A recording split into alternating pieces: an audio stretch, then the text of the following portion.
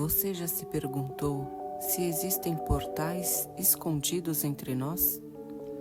Portas secretas que não levam apenas a outros lugares, mas a outras dimensões? Da antiga Babilônia até o moderno acelerador de partículas do CERN, a humanidade parece obcecada em abrir passagens para o desconhecido. Hoje, você vai descobrir o segredo dos portais dimensionais e por que talvez eles já estejam abertos. Desde os primeiros povos, o homem acreditou em passagens entre mundos. Na Mesopotâmia, falava-se das portas dos deuses. No Egito, os textos funerários descreviam túneis e portais que a alma deveria atravessar após a morte. Na Grécia, o oráculo de Delfos era considerado um ponto de encontro entre o humano e o divino. Sempre houve a sensação de que a realidade não era o bastante, de que existiam fendas, rachaduras na própria criação. A Babilônia, centro do poder e da magia da antiguidade, erguia portais monumentais. A porta de Ishtar não era apenas uma entrada para a cidade, era o símbolo de uma passagem entre o mundo físico e o mundo espiritual. Ali, acreditava-se que deuses e homens podiam se encontrar. Mas o que aconteceria se esses portais fossem mais que símbolos? E se de fato estivessem alinhados com as forças cósmicas? A história da Torre de Babel é muito mais que uma metáfora da arrogância humana. Para alguns estudiosos ocultistas, a torre era uma máquina espiritual, um projeto coletivo para romper a barreira entre céu e terra, um verdadeiro portal. Quando Deus confunde as línguas, estaria ele apenas punindo o orgulho humano? Ou fechando um acesso perigoso a dimensões que não deveriam ser tocadas?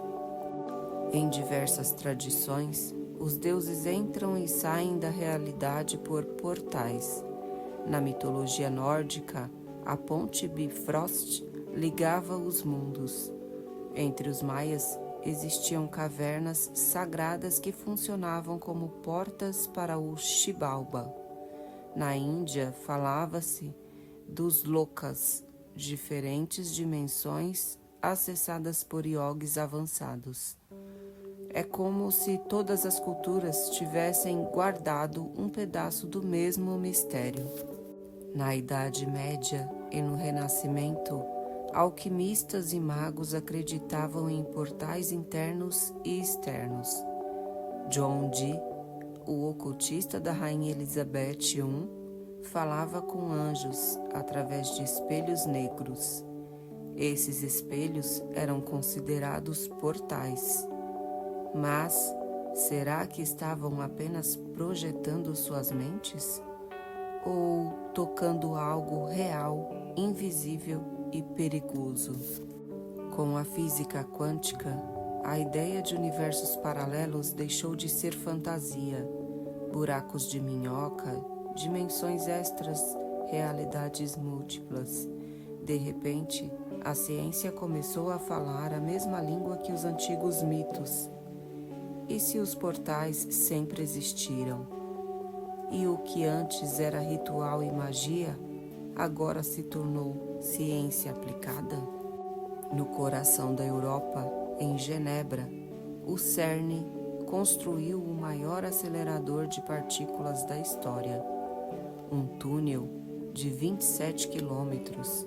Ali, átomos são colididos em velocidades próximas à da luz. Oficialmente, para compreender a origem do universo. Mas há quem diga que o CERN é na verdade uma torre de Babel moderna, uma chave para abrir portais dimensionais. Na entrada do CERN existe uma estátua de Shiva, o deus hindu da destruição e da renovação. Um detalhe que parece simbólico demais para ser casual. Por que colocar justamente Shiva, o dançarino cósmico, diante de uma máquina que recria o Big Bang? Seria uma mensagem, um aviso ou uma confissão? Até mesmo alguns físicos temem o que está sendo feito ali. Há quem diga que as colisões podem criar microburacos negros. Outros afirmam que partículas estranhas, como os bósons, poderiam alterar a estrutura do espaço-tempo. E se o CERN já abriu algo? E se os sinais de caos crescente em nosso mundo forem sintomas de uma fenda invisível? Os antigos não falavam apenas de portais físicos. Eles acreditavam que cada ser humano guardava dentro de si uma passagem secreta, uma ponte entre o visível e o invisível, entre a carne e o espírito. Na Grécia, chamavam isso de psiche ou psique, a alma que viaja nos sonhos e se desprende do corpo. No Egito, o Ba era a essência alada que podia atravessar mundos. Quando pensamos em portais, não se trata apenas de tecnologia ou monumentos. Trata-se de estados de consciência acessados pela meditação, pelo êxtase ou pela gnose. O perigo, assim como um portal físico, esse também pode ser invadido. Se não cuidamos da mente, qualquer ideia estranha, qualquer sugestão externa pode penetrar e moldar nosso destino. Será que os portais que a ciência tenta abrir lá fora não são apenas reflexos dos portais que já existem dentro de nós?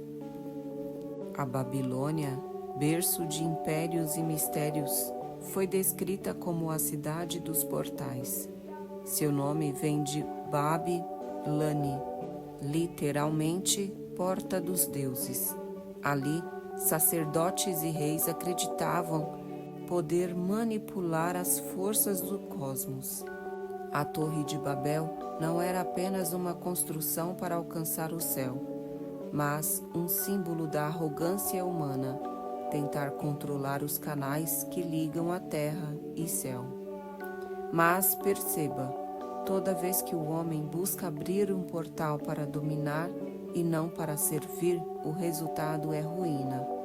Foi assim com Babel, foi assim com Atlântida e pode ser assim conosco hoje. A ciência moderna repete o mesmo gesto. Não ergue torres, mas aceleradores de partículas, computadores quânticos e antenas gigantes. Mas a pergunta é: estamos repetindo o erro da Babilônia? Será que, ao manipular forças que não compreendemos, estamos construindo uma nova Babel tecnológica? Na fronteira da Suíça com a França, ergue-se o CERN, lar do maior acelerador de partículas já construído pelo homem.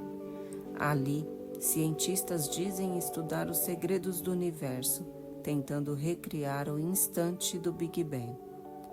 Mas, para olhos iniciados, o que vemos é mais do que ciência, é uma torre moderna, um gigantesco portal que fura o véu da realidade em busca do invisível. O que acontece quando átomos colidem em velocidades próximas à da luz? Ninguém sabe ao certo. Alguns temem que buracos negros microscópicos sejam criados. Outros falam de partículas exóticas que não pertencem ao nosso mundo. E no centro do complexo ergue-se uma estátua de Shiva, o deus da destruição e da dança cósmica. Coincidência ou mensagem velada de que o CERN não é apenas ciência, mas ritual? E se esse gigantesco anel subterrâneo for a nova Babel, prestes a abrir portais que não poderemos mais fechar? Na tradição iniciática, Sempre que alguém buscava atravessar para o desconhecido, encontrava o guardião do limiar.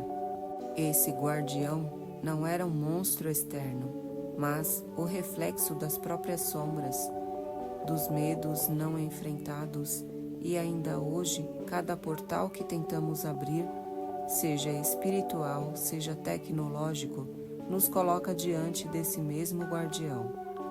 Talvez você, enquanto me ouve, já sinta algo se mover dentro de si. Uma inquietação, uma lembrança, uma pergunta que não quer calar. Se isso acontece, é sinal de que o guardião já se manifestou. E aqui eu te peço, compartilhe sua sensação nos comentários, porque quando damos voz ao que sentimos, ajudamos outros a atravessar seus próprios limiares. Lembre-se, o guardião não pode ser vencido em silêncio, ele precisa ser revelado. A história humana sempre oscilou entre duas forças, o desejo de conhecer e o risco de ultrapassar limites. Prometeu roubou o fogo dos deuses e foi condenado. Adão e Eva comeram do fruto do conhecimento e foram expulsos.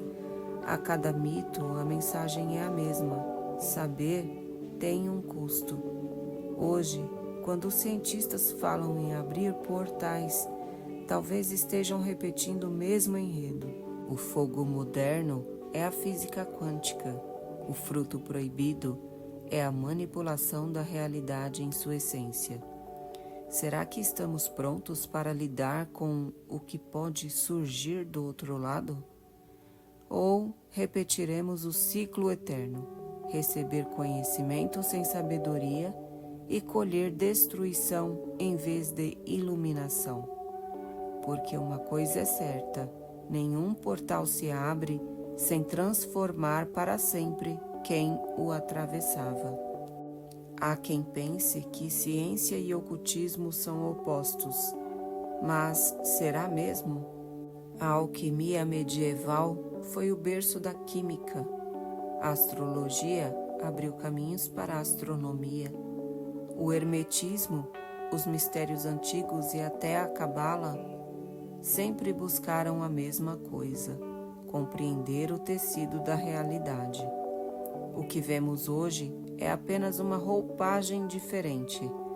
Quando físicos falam em múltiplos universos, não estão ecoando os antigos gnósticos que já descreviam eões e camadas de mundo?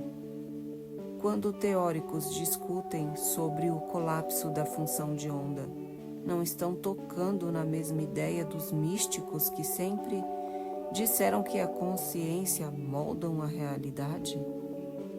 Talvez o que chamamos de ciência moderna não seja senão ocultismo com novos símbolos. E o que chamamos de portais não sejam túneis cósmicos, mas experiência de consciência que agora tentamos traduzir em números. O perigo está em esquecer que, sem ética e espírito, o conhecimento se torna arma e não sabedoria. Relatos existem sussurrados entre físicos e ocultistas, pesquisadores que afirmam ter sentido presenças ao redor de máquinas experimentais, sensores que captaram padrões inexplicáveis, quase como se algo estivesse respondendo do outro lado. Histórias de sonhos perturbadores em cientistas que trabalhavam no CERN, onde símbolos antigos e estátuas estranhamente coincidem com experimentos de ponta. Claro, para a ciência oficial tudo isso é superstição, mas lembre-se, também riam de Galileu. E não podemos esquecer experiências secretas como as do projeto Montauk, ou até as lendas do experimento Filadélfia, onde navios teriam desaparecido no tempo. Seja lenda ou verdade, a pergunta permanece: por que essas histórias sempre retornam? talvez porque carregam ecos de algo real que insiste em se manifestar, talvez porque mexer com as fibras do espaço-tempo sempre atraia não apenas fenômenos físicos, mas também espirituais? E se os portais já foram abertos em segredo e o público nunca soube? Na antiguidade, abrir um portal exigia sacrifício. Os astecas ofereciam corações humanos ao sol. Os egípcios construíam templos alinhados às estrelas, onde sacerdotes passavam por rituais de morte simbólica. Até a Bíblia fala de altares erguidos para entrar em contato com o divino. Atravessar um limiar sempre custava algo: sangue, tempo, dor ou transformação. Hoje, sacrificamos o quê? Não oferecemos corpos em pirâmides, mas entregamos nossa atenção, nossa energia vital às máquinas, às redes, aos algoritmos. A moeda mudou, mas o princípio é o mesmo. Abrir portais custa caro. Será que os portais modernos exigirão um preço coletivo? Um trauma global? Uma crise de identidade? Talvez até a perda daquilo que mais nos define, a alma humana? Porque acredite, nenhum portal se abre sem que algo ou alguém pague o preço. Imagine um espelho. Ele reflete sua imagem, mas também esconde um mundo invertido atrás da superfície. Assim são os portais.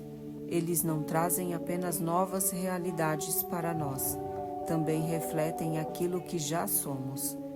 Nietzsche dizia: quem olha muito tempo para o abismo olha de volta. Abrir portais pode ser apenas um modo sofisticado de encarar esse abismo. E se o que surgir não for uma entidade externa, mas nossos próprios medos, sombras e desejos coletivos tomando forma? A física fala em matéria escura, o misticismo fala em sombras da alma. Será que ambos estão falando da mesma coisa? O maior risco talvez não seja o que entra pelo portal, mas o que sai de dentro de nós quando ele se abre. Porque o portal mais perigoso é o reflexo que revela quem realmente somos.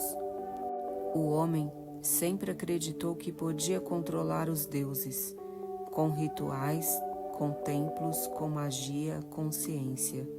Mas a história mostra que cada vez que pensamos dominar as forças do cosmos, somos lembrados da nossa pequenez. Babel ruiu, Atlântida afundou, impérios caíram.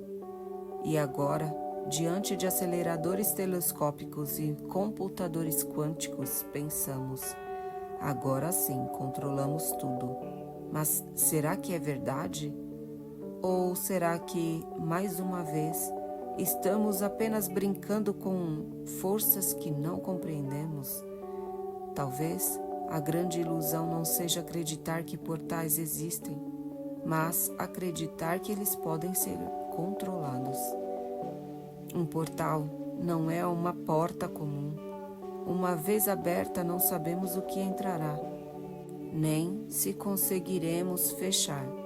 E talvez esse seja o teste final da humanidade. Perceber que o verdadeiro poder não está em controlar portais, mas em controlar a si mesmo. E se um dia despertarmos e descobrirmos que os sonhos que sonhamos já não são nossos? Imagine acordar e perceber que cada imagem em sua mente foi plantada, cada desejo calculado, cada medo induzido. Talvez esse já seja o portal mais perigoso, a colonização da imaginação humana. Quando nossas mentes se tornam laboratórios, nossos sonhos se tornam softwares. e nossas escolhas deixam de ser escolhas. O verdadeiro apocalipse não seria o colapso do mundo externo, mas a perda do mundo interno. Se já não sonhamos por nós mesmos, então de que ainda somos feitos? Talvez o fim da alma humana não venha de monstros cósmicos atravessando portais, mas da lenta dissolução do que nos tornava únicos. Lembre-se da Torre de Babel, homens que ousaram construir uma torre até os céus, acreditando que poderiam alcançar o divino pela força. O que receberam? Confusão, línguas divididas, a queda da unidade. Hoje, erguemos outra torre, não de tijolos, mas de átomos e algoritmos. Não falamos mais de línguas, mas de códigos, linguagens de máquinas. Será que repetimos o mesmo erro em uma escala ainda maior? A história parece cíclica. Cada vez que o homem acredita ter conquistado o céu pela técnica, algo desmorona. E se estivermos agora na beira de uma nova Babel? Um portal aberto às pressas pode ser apenas outra forma de ruína. Mas e se tudo isso não passar de um reflexo? E se os portais externos, cerne, máquinas, rituais, forem apenas símbolos de um portal ainda mais importante? O que existe dentro de nós? Místicos sempre ensinaram que a verdadeira travessia acontece no interior. A meditação, o êxtase, o sonho lúcido, a iluminação, são todos modos de atravessar.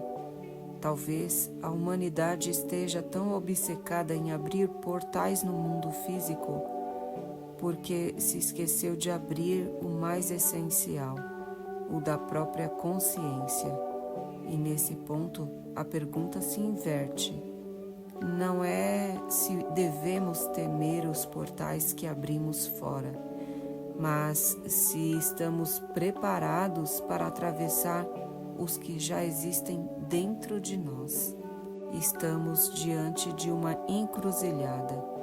De um lado, a promessa, ciência que ultrapassa limites, viagem entre dimensões, a chance de tocar o divino com as próprias mãos.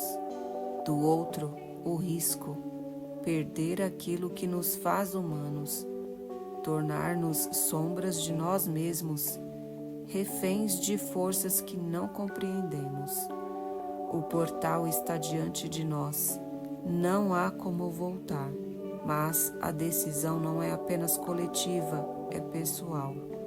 Cada um de nós precisa escolher. Seremos espectadores passivos dessa travessia? Ou seremos iniciados conscientes que ousam olhar para dentro antes de atravessar para fora?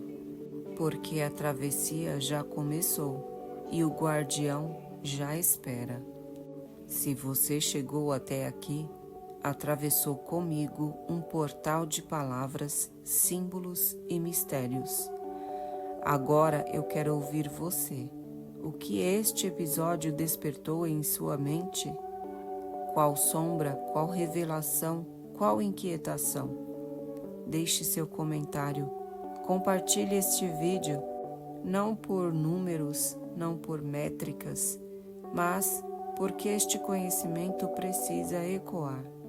Inscreva-se no canal, ative o sininho, porque nos próximos episódios vamos explorar mistérios ainda mais profundos e juntos construiremos uma comunidade de iniciados que não teme olhar para além do véu. Lembre-se, os portais estão por toda parte, mas o mais poderoso deles está dentro de você.